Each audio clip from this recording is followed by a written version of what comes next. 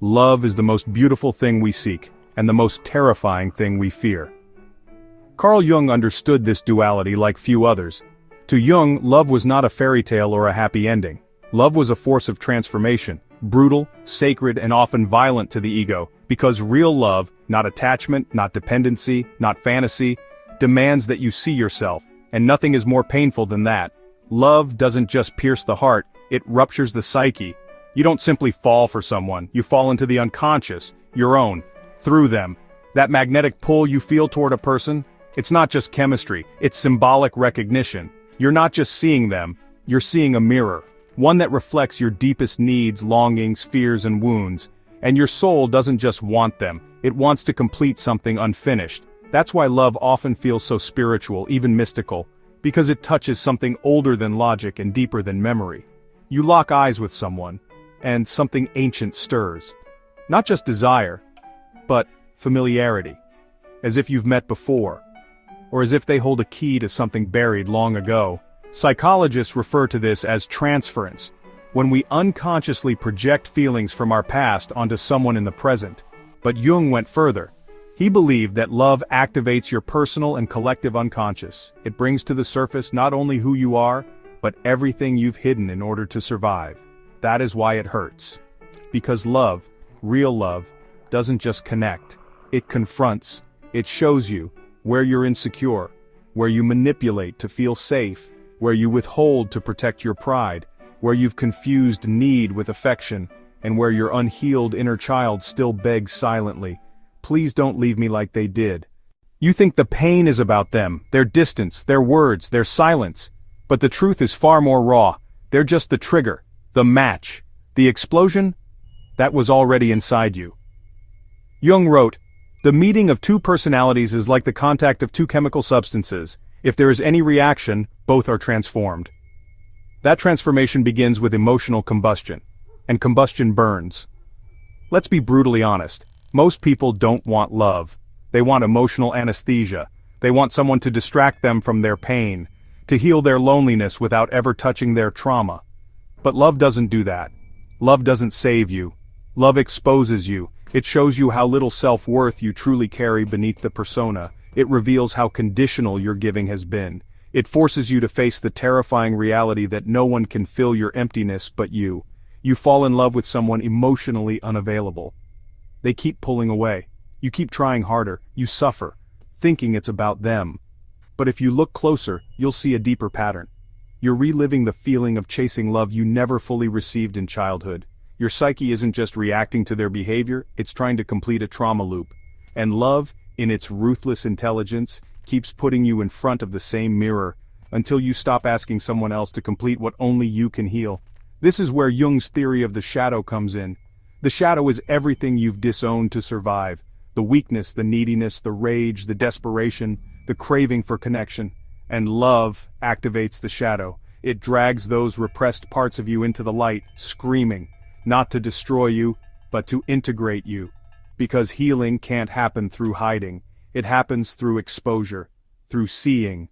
That's why love is not a reward. It's an initiation, an emotional crucible that tests not your capacity to feel pleasure but your willingness to sit with pain without running. It's not about how much you enjoy the other person. It's about how much of your own truth you're willing to meet because of them. So yes, love will hurt. And if it doesn't, you're probably just acting. Because real love is a force of psychological disruption before it becomes a force of healing. It breaks the walls that kept you from yourself. It kills the illusion that someone else will do the work for you, and it shatters the ego that clings to control, so the soul can learn surrender. In the end, love hurts so much because it asks everything of you. Your wounds, your truth, your strength, your honesty, your vulnerability, not as performance but as sacrifice. And if you're brave enough to let it break you, it will begin to show you who you really are. Not the image, not the protector, not the mask, but the soul underneath. Aching, not just to be loved, but to finally be seen. You don't feel pain because the other person hurt you. You feel pain because love reveals the parts of you that never healed, the child who wasn't chosen, the teen who was rejected, the adult who never felt enough. Love rips the bandage off, and for the first time you bleed where you used to numb. That's why the first stage of real love is not bliss, it's breakdown.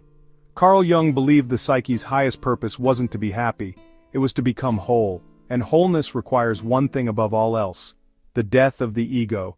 That's why love, real soul-level love, doesn't begin with bliss, it begins with destruction, because the ego cannot survive true intimacy, and it knows it.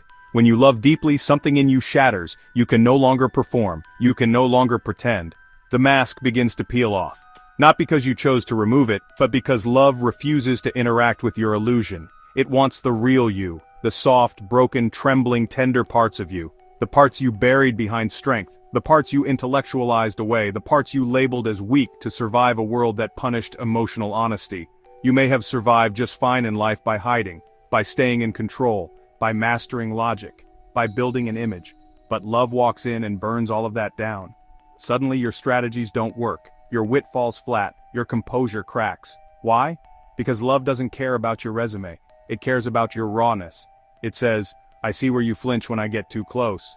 I see where you pull away when I start to care. I see how terrified you are to be chosen, because you've never known how to be truly safe. And I love you anyway. But to receive that kind of love, you must become naked to yourself, and the ego hates that, because the ego is built on performance. It wants to predict, it wants to control, it wants power over outcome, not surrender to truth. But Jung warned, where love rules there is no will to power, and where power predominates, love is lacking. Love and ego cannot sit on the same throne, one must die for the other to reign.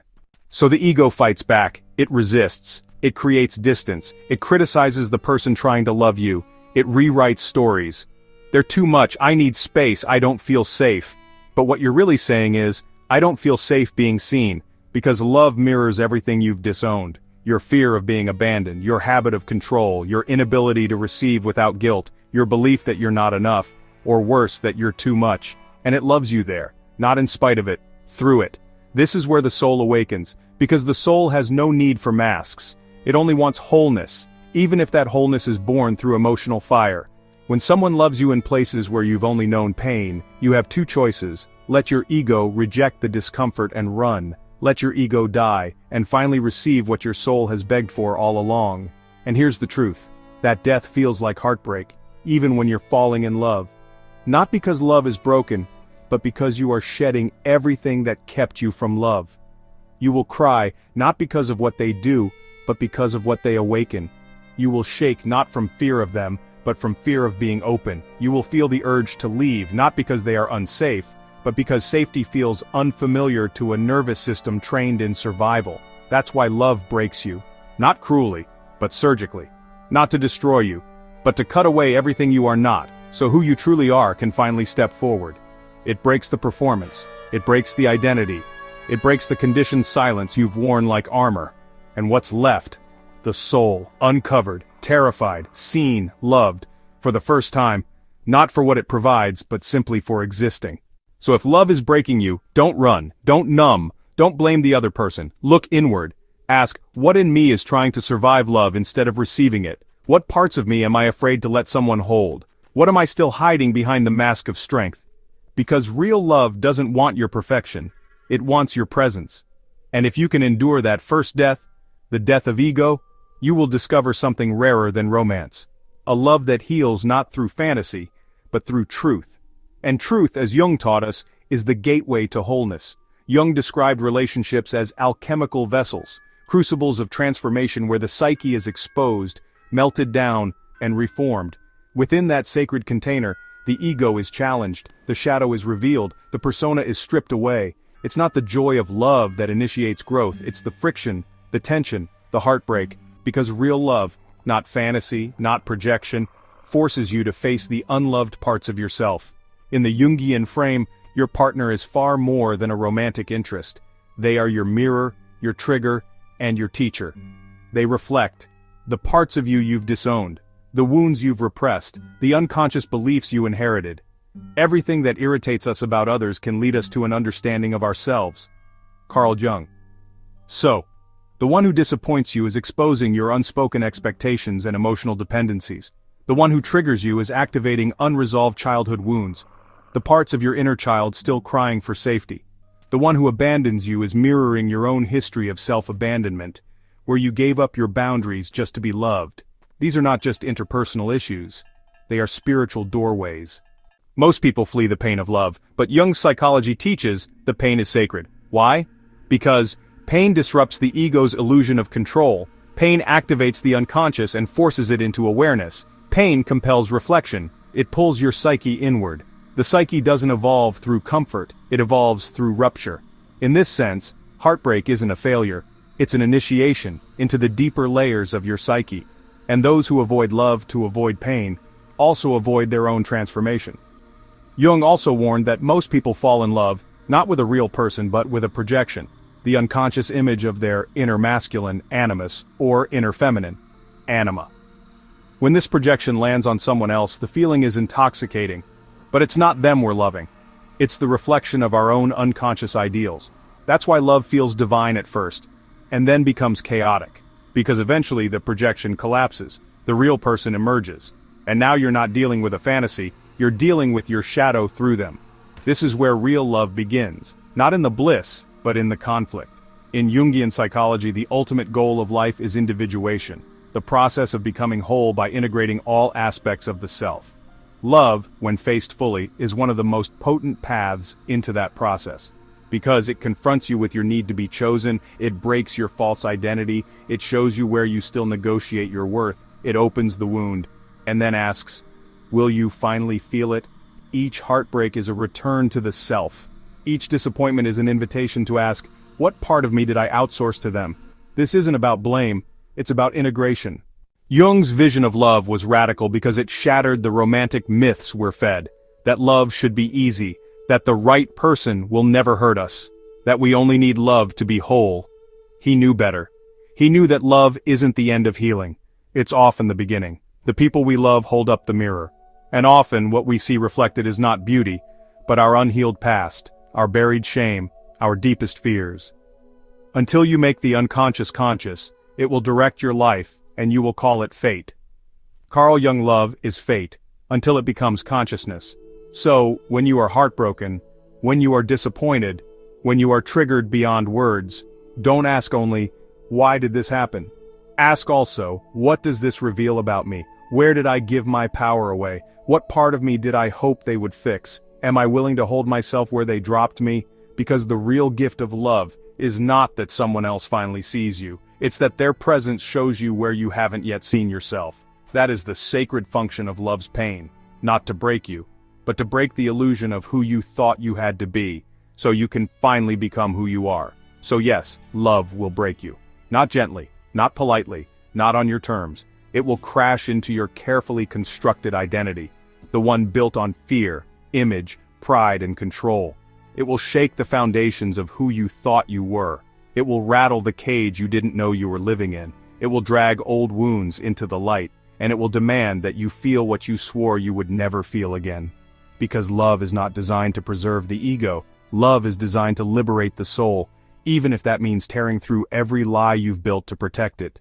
It will break your pride, the kind that says, I don't need anyone, the kind that confuses self-reliance with isolation, the kind that holds love at a distance, just close enough to taste, never close enough to risk. It will break your armor, the layers of performance, the emotional indifference, the intellectual posturing that says I'm fine while your heart quietly begs to be held. It will break your fantasies, that someone will come along and complete you, while you remain fractured, unexamined, asleep to your own depths. Love doesn't support delusion, it exposes it. Because love, real love, is truth in motion, and truth cannot coexist with illusion. What breaks in love was never yours to keep. What crumbles were walls, not your essence. What shatters were projections, not your truth. What dies is the mask, not the self. This is why love feels like death. Because something is dying, the false version of you, the one built on fear, the one built on performance, the one who clings to love as a drug, not a devotion. But in that death, something extraordinary is born. Your awakening. You stop chasing love as a means to escape yourself. Because through the fire of intimacy, you've finally met yourself. You no longer need someone to validate your existence, because love showed you where you abandoned it yourself. You stop using affection as anesthesia, romance as distraction, and chemistry as proof of worth. You begin to love from truth, not trauma. From presence, not panic. From soul, not survival. And something shifts. You're no longer loving to be saved. You're loving because you've already returned home, to yourself. Love breaks you only to burn away what you are not. It is alchemical fire, and it demands a sacrifice, not of your joy, but of your illusion. You don't get to keep the old self and still walk through the door. You don't get to hold on to control and still taste the ecstasy of surrender. The cost of real love is real vulnerability. The cost of real intimacy is the death of your persona. But what you gain is a love rooted in something unshakable, wholeness.